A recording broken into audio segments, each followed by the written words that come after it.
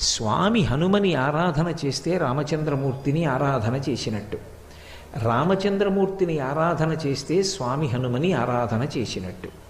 హనుమని ఆరాధన చేసి ఇక ప్రత్యేకంగా రాముణ్ణి ఆరాధన చెయ్యవలసిన అవసరం కానీ, రాముణ్ణి ఆరాధన చేస్తే మళ్ళీ ప్రత్యేకంగా హనుమని ఆరాధన చెయ్యవలసిన అవసరం కానీ మనకి ఉపాసన ఎందుకు కనపడదు.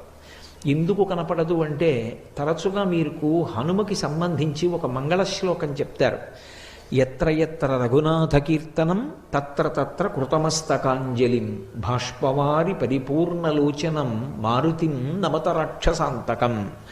ఎత్ర ఎత్ర రఘునాథ కీర్తనం, ఎక్కడెక్కడ రామచంద్రమూర్తి యొక్క గుణములు గానము చెయ్యబడతాయో, ఎక్కడెక్కడ రామచంద్రమూర్తిని స్తోత్రం చేస్తామో అక్కడక్కడ మనం ప్రత్యేకంగా మళ్ళీ పిలిచినా పిలవకపోయినా కూడా స్వామి హనుమ వచ్చి